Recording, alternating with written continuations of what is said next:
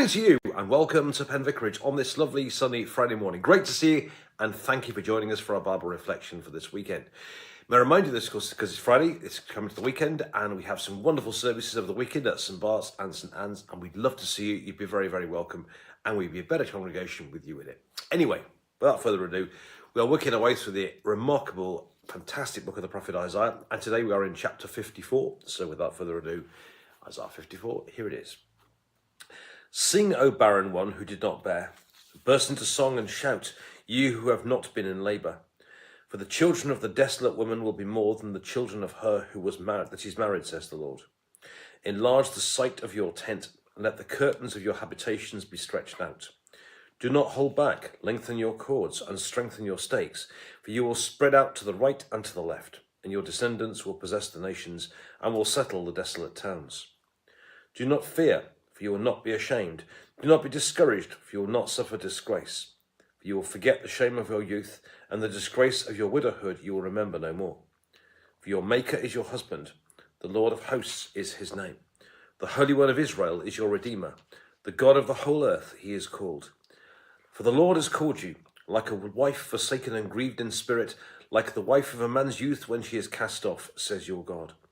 For a brief moment I abandoned you, but with great compassion I will gather you, and in overflowing wrath for a moment I hid my face from you. But with everlasting love I will have compassion on you, says the Lord your Redeemer.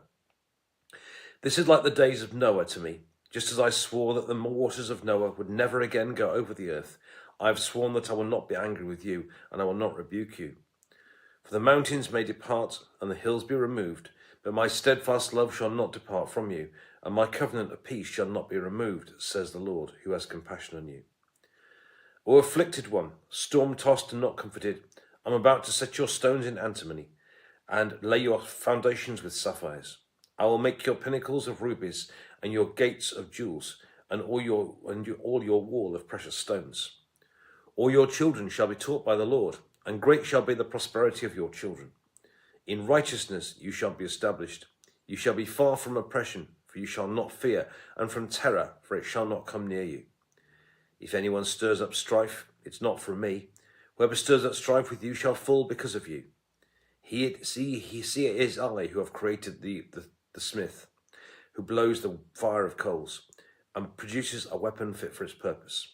I've also created the ravager to destroy. No weapon that's fashioned against you shall prosper, and you shall confute every tongue that rises against you in judgment. This is the heritage of the servants of the Lord, and their vindication from me, says the Lord. And this is the word of the Lord. Thanks be to God. Okay, so this whole section of Isaiah is about the return of people from God's people from exile in Babylon, calling them back home again. And Isaiah 53 I had yesterday was all about God's servant being a suffering servant.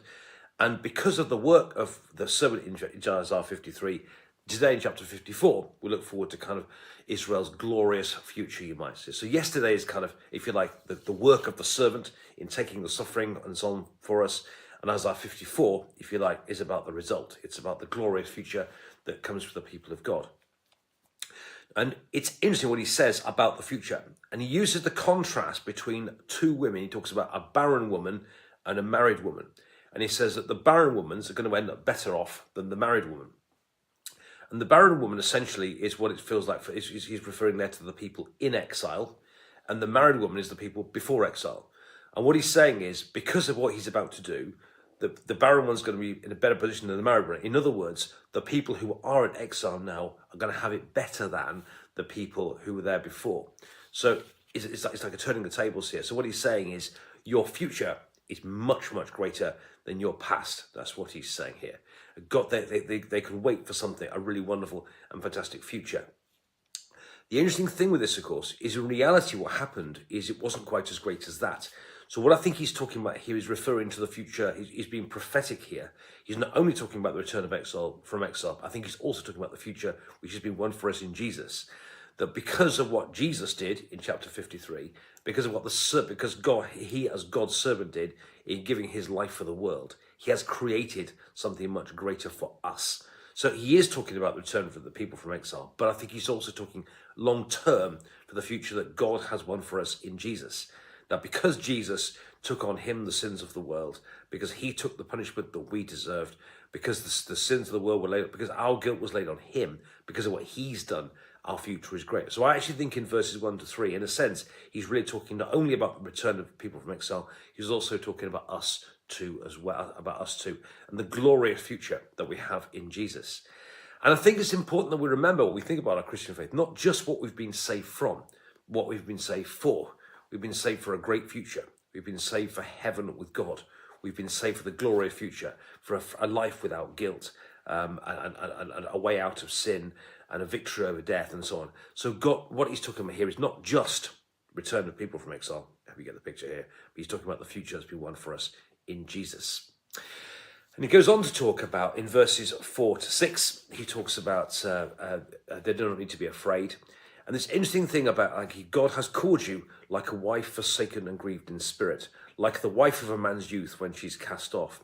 Essentially what it's saying is a bit like, the terminology is that, say a wife was being unfaithful, a young woman was being unfaithful, that the husband might disown her for a while, might disown her. In a sense, what God is saying here, because his people were unfaithful to him, for a short period, he has disowned them. Because they looked to other gods, because they didn't look to him, because they weren't right, because they were selfish and greedy and did their own thing rather than God's thing. God was hurt by it. So God, for a short time, he disowned them.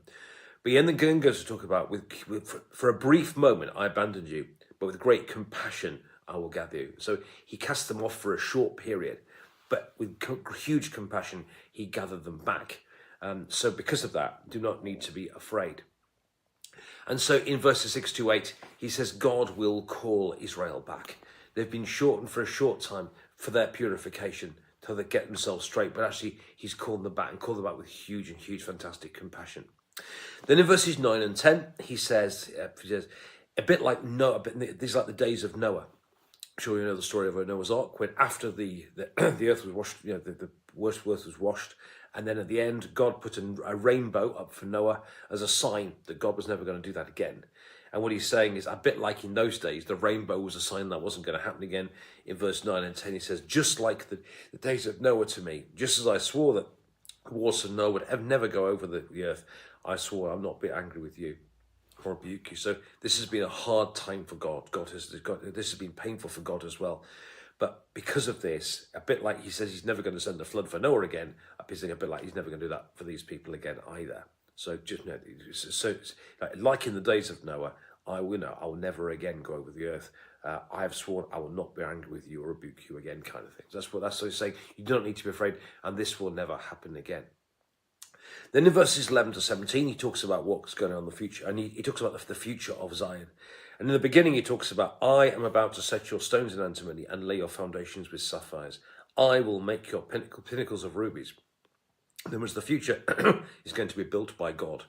And it's a bit like the picture of heaven in Revelation chapter 21, a new city, a new Jerusalem, a place where there's no more pain, no more suffering, and so on.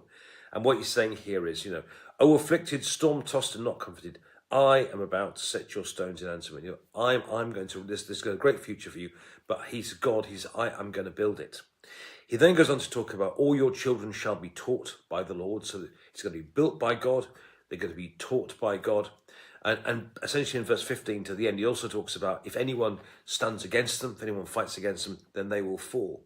He then talks about not only is he a great God, but he's also the person. He's the master mason, if you like. He's the one who actually builds the weapons of war. He's the one for whom things get created. And so he's saying if anyone fights against them, then they will fall. And then at the end he says, this is the heritage of the servants of the Lord, and their vindication from me, says the Lord. And I think, in a sense, we also need to remember that for us too, that our vindication is from God.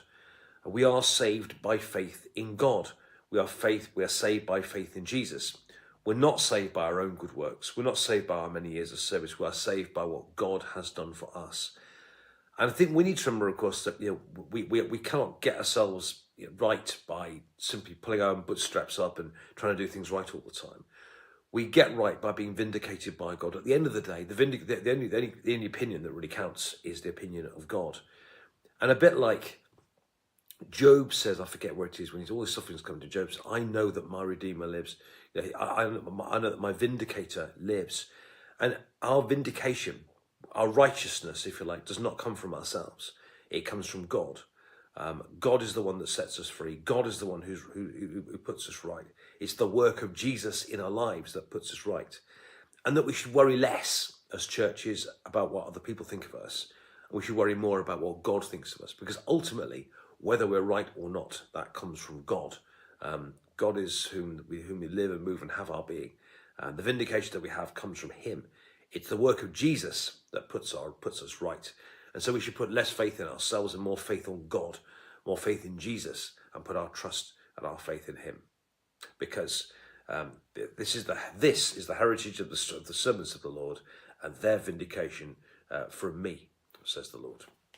Friends, I hope that's made some sense. You have a lovely weekend. More on Monday. Thanks so much, and God bless you, and have a lovely weekend.